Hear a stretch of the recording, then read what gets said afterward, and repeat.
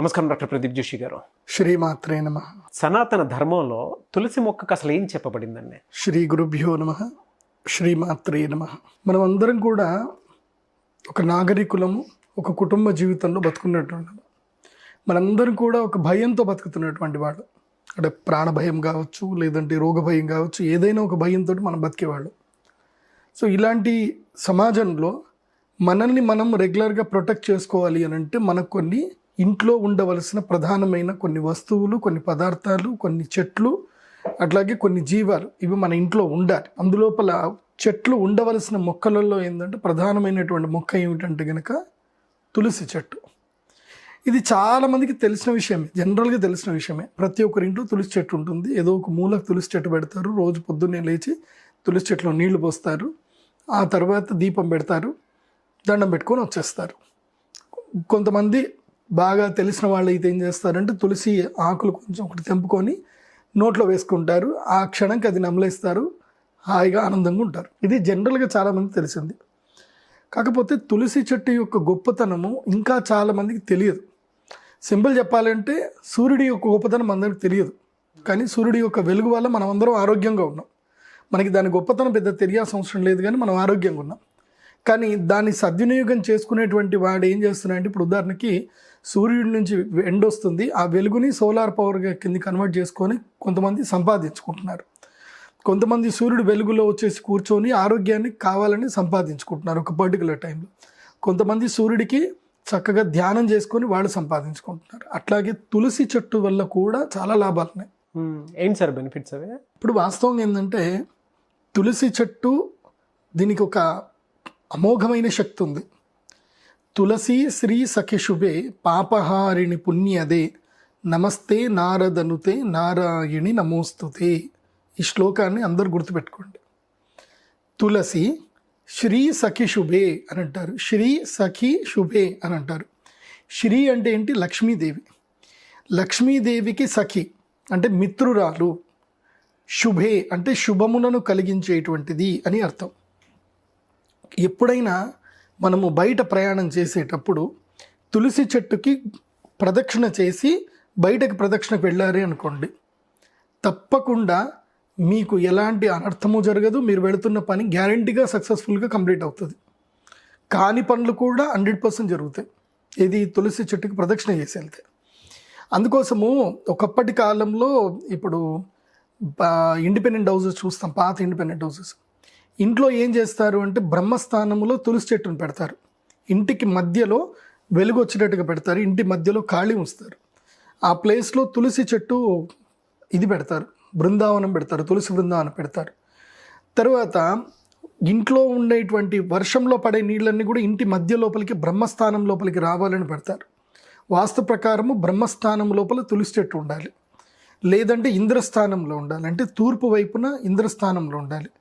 ఏ స్థానంలో అయినా సరే ఇంటికి ఎదురుగ్గా తులసి చెట్టు యొక్క బృందావనం ఉండాలి ఎగ్జాక్ట్గా. అంటే మెయిన్ గుమ్మానికి ముందు వైపుకి తులసి చెట్టు ఉండాలి.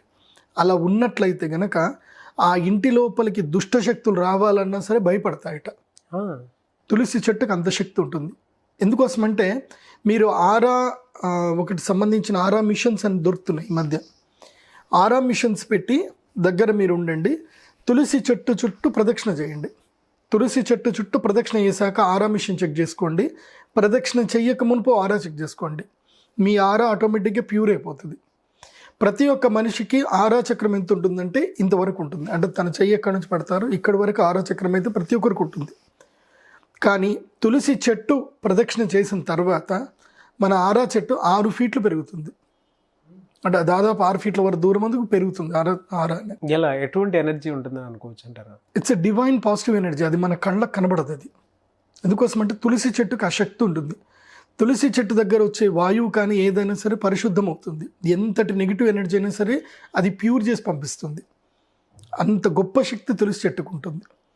ఇంకో విషయం తెలుసా, ఈ తులసి చెట్టు యొక్క మృత్తికని ఇప్పటికీ కూడా శ్రీమన్ మధ్వాచార్యుల వారి సాంప్రదాయం పాటిస్తున్నటువంటి ఉత్తరాది మఠం వాళ్ళు, కృష్ణ మఠంలోకి సంబంధించిన వాళ్ళందరూ కూడా తప్పకుండా ఉదయం లేవగానే ఏం చేస్తారంటే తులసి మృత్తికను తీసుకొని ఇక్కడ పెట్టుకుంటారు, నామంలాగా పెట్టుకుంటారు. తులసి చెట్టు మొదల్లో ఉండే మట్టిని తీసుకొని పెట్టుకుంటారు.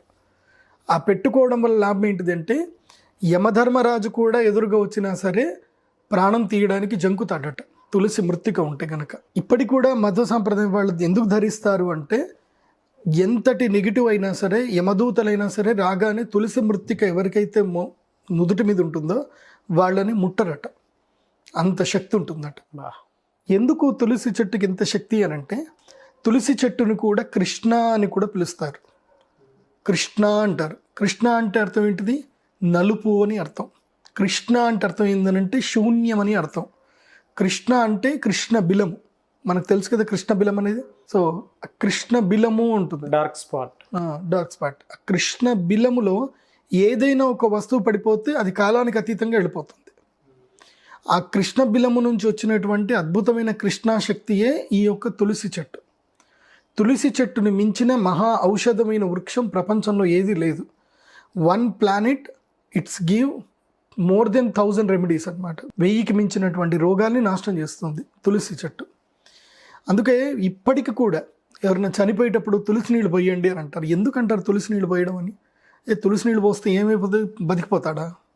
తులసి నీళ్లు పోయడం వల్ల ఏంటంటే సోల్ ప్యూర్ అయిపోతుంది. ఇంకా సోల్ని రికగ్నైజ్ చేయడం ఏంటంటే ప్యూర్ సోల్గా రికగ్నైజ్ చేస్తారు. అంటే ఆ ప్రాణం పోయేటప్పుడు కూడా తులసి నీళ్లు కనుక నోట్లో పడితే ఎట్టి పరిస్థితుల్లో వాళ్ళకి వైకుంఠ ప్రాప్తి కలుగుతుంది అనేది మనకి భాగవతంలో కూడా చెప్పారు. అంటే తులసి చెట్టుకి ఒక్క శక్తి కాదు, ప్రాణము నిలబెడుతుంది, పోయే ప్రాణాన్ని కూడా వైకుంఠానికి పంపిస్తుంది. అంటే ఇహలోకము పరలోకం రెండిటికి తులసి చెట్టు గొప్ప. నీకు ఏదైనా సరే ఒక కోరిక ఉంది, బలమైన కోరిక ఉంది, తీరట్లేదు, నీకు ఏ దేవస్థానానికి ఎక్కడ కూడా వెళ్ళాల్సిన అవసరం లేదు. తులసి యొక్క వనం తయారు చేసుకోండి. తులసి వనం తయారు చేయాలి అంటే ఒక 100 గజాల్లో ఏదైనా ఉంటే స్థలం లోపల తులసి చెట్లు పెంచుతా పోవాలి. తులసి చెట్లు పెంచి ఆ తులసి చెట్టు మధ్యలోనే కూర్చొని ప్రతిరోజు ఉదయం 6 గంటల నుంచి 7 గంటల మధ్యలో ధ్యానం చేయాలి. అట్లాగే ఏదైనా రోగం ఉందనుకోండి, ఆ తులసి యొక్క బృందావనం ఏవైతే ఉంటాయి, తులసి చెట్లు ఉంటాయి, ఆ తులసి చెట్టు మధ్యలో కూర్చొని డీప్ ఇన్హేల్ డీప్ ఎక్సేల్ చేయండి చాలు. మీకు ఎంత భయంకరమైన రోగాలైనా సరే క్రమేపీ తగ్గుతూ ఉంటుంది. It should be continue practice అనమాట. డైలీ ఆ టైంకి అక్కడ వెళ్ళి కూర్చొని ఆ వాసన తీసుకోండి. బాడీకి ఏం జరుగుతుంది అంటే ఒక ఫంక్షన్ ఉంటుంది బాడీలో, బయోలాజికల్ క్లాక్ అనే ఒక ఫంక్షన్ ఉంటుంది. ఈ పర్టికులర్ టైంకి నువ్వు ఈ పని ఒకరోజు చేసావు అంటే బాడీ ఏం చేస్తుందంటే ఎస్ అని నోట్ చేసుకుంటుంది. 2 రోజులు చేసావు, 3 రోజులు చేసావు, 10 రోజులు చేసావు అనుకో, బాడీకి అర్థమైపోతుంది, ఓహో రోజు ఈ వ్యక్తి ఈ స్థానానికి ఈ సమయానికి ఇక్కడికి వెళుతున్నాడు. ఆ టైంలో ఎలాంటి ఎనర్జీ స్వీకరిస్తున్నాడో బాడీకి తెలుస్తుంది, మైండ్కి తెలుస్తుంది. సో మైండ్ ఏం చేస్తుందంటే కంటిన్యూస్ వెళ్తున్నాడు అంటే ఈ ఎనర్జీ మన బాడీలో ఎక్కడ యూటిలైజ్ చేయాలనేది ప్రాక్టీస్ చేసేసుకుంటుంది బాడీ.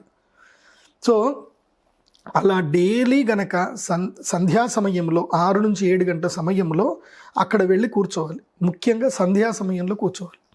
సంధ్యా సమయమే ఎందుకు అంటే ఈ యొక్క సమయంకి ఏంటంటే ఒక పాజ్ టైం ఉంటుంది. సూర్యోదయానికి సూర్యాస్తమయానికి 8 నిమిషాల సమయం సంధ్యా సమయం అని ఉంటుంది. 8 నిమిషాలు. వాస్తవంగా సంధ్యా ముహూర్తం 24 నిమిషాలు. అందులోపల పర్టికులర్గా చూస్తే 8 నిమిషాలు. ఎందుకోసమంటే సూర్యుడు ఉదయించినప్పుడు సూర్యుడి యొక్క వెలుగు భూమికి రావడానికి 8 నిమిషముల 12 సెకండ్లు పడుతుంది. ఇది ఉదయించిన సూర్యుడి యొక్క వెలుగు భూమి చేరడానికి. సో ఆ సమయాన్ని ఏమంటారు అంటే సంధ్యా సమయం అంటారు. సూర్యుడు కూడా అస్తమిస్తాడు. అస్తమించినప్పుడు కూడా ఆ వెలుగు అనేది భూమి నుంచి వెళ్ళిపోవడానికి కూడా 8 నుంచి 12 సెకండ్లు పడుతుంది. ఈ సంధ్యా సమయం ఏదైతే ఉందో ఈ టైంలో ఏం చేస్తారు అంటే దేవతలు ఈ యొక్క ఎర్త్ని ప్రొటెక్ట్ చేస్తారు. ఎందుకోసమంటే సూర్యుడు పోయేటప్పుడైనా సూర్యుడు వచ్చేటప్పుడైనా మధ్యకాలంలో సంధ్యాకాలం ఏముంటుందంటే దీన్ని అసుర సంధ్య వేళ అంటారు. అందుకే బ్రాహ్మణులందరూ కూడా సంధ్యావందనం చేయాలి, సంధ్యాకాలంలో సూర్యుడికి అర్ఘ్యం వదలాలి అని అంటారు. సూర్యుడికి అర్ఘ్యం వదిలి ఏం చేయాలి? నెక్స్ట్ ఇమ్మీడియట్లీ మేము తులసి పూజనే చేయాల్సింది. ఎందుకోసమంటే మేము అర్ఘ్య పూజ అంతా అయిన తర్వాత ఆ అర్ఘ్యం నీళ్ళన్నీ కూడా తీసుకొని వెళ్ళి ఏం చేస్తామంటే సూర్యుడికే వేస్తాం. మేము సూర్యుడి కోసం అని చెప్పి తులసి యొక్క బృందావనంలోనే వేస్తాం. అంటే తులసికి అంత గొప్ప శక్తి ఉంటుంది. తులసి బృందావనంలో అర్ఘ్య తర్పణం వేస్తే ఆ తులసి చెట్టే మనందరినీ కాపాడుతుంది. కాబట్టి ప్రతిరోజు ఆరోగ్య సమస్య ఉంది, లంగ్స్ సమస్యలు ఉన్నాయి, ఎలాంటి ఆరోగ్య సమస్య అయినా పర్వాలేదు, ప్రాణాయామంతో ప్రతి ఒక్క ఆరోగ్య సమస్యకి ఫుల్ స్టాప్ చేయొచ్చు. దానికే సిద్ధ విద్య, సిద్ధ యోగము అని అంటారు. ఓకే. ఈ సిద్ధ యోగం ఎక్కడ సిద్ధిస్తుంది అని అంటే తులసి బృందావనం దగ్గర బాగా సిద్ధిస్తుంది. తులసి బృందావనం దగ్గర అంటే తులసి చెట్లు అన్ని చక్కగా పెంచుకోండి. లేదంటే ఇంటి పైన ఉంటుంది కదా, ఇంటి పైన ఏం చేయండి అంటే కుండీలు పెట్టుకొని అన్ని తులసి చెట్లు పెట్టుకోండి. ఆ తులసి చెట్టు మధ్యలో కూర్చోండి. ఎక్కడి నుంచైనా వీస్తున్న గాలి కాస్త ప్యూర్ అయిపోయి మీ ఆరాని ప్యూర్ చేస్తుంది, మీ ఇంటర్నల్ సోల్ని కూడా ప్యూర్ చేస్తుంది. తులసి చెట్టుకు అంత శక్తి. కాబట్టి అనారోగ్య సమస్యలు ఉన్నటువంటి వాళ్ళు, పాజిటివ్ ఎనర్జీ లేదనుకునేటువంటి వాళ్ళు అందరూ కూడా ఈవినింగ్ అవర్లో మార్నింగ్ 6 to 7, ఈవినింగ్ 6 to 7 తులసి చెట్టు దగ్గర కూర్చొని ధ్యానం చేసుకోవాలి. ఓకే. అది కాకుండా ఫైనాన్షియల్గా కూడా తులసి చెట్టు చాలా గొప్పది. అరోమా థెరపీకి కూడా మీరు గనక మీ పొలంలో తులసి చెట్టు కనుక వేసి ఆ తులసి చెట్టు యొక్క రసాన్ని తయారు చేసి కనుక మీరు దాన్ని సేల్ చేశారనుకోండి, దాంతో కూడా డబ్బులు కూడా వస్తాయి. ఇటు పుణ్యానికి పుణ్యము, ఇటు లాభానికి లాభం అన్నీ కలుగుతాయి తులసి చెట్టు వల్ల. ఏదైనా ఒక భూమి బీడు భూమి అయింది అనుకోండి, ఆ బీడు భూమిని కూడా మంచి భూమి చేయడానికి తులసి చెట్టు ఉపయోగపడుతుంది. ఏదైనా బీడు భూమిలో ఒక 6 నెలల పాటు తులసి చెట్లు పెంచిన తర్వాత మీరు ఏ పంట అయినా పండించండి, అద్భుతంగా పండుతుంది. సో ఇన్ని అద్భుతమైన శక్తులు ఉన్నాయి తులసి చెట్టుకి. వెరీ గుడ్ నాలెడ్జ్ అండి. Thank you so much doctor Pradeep Joshi గారు.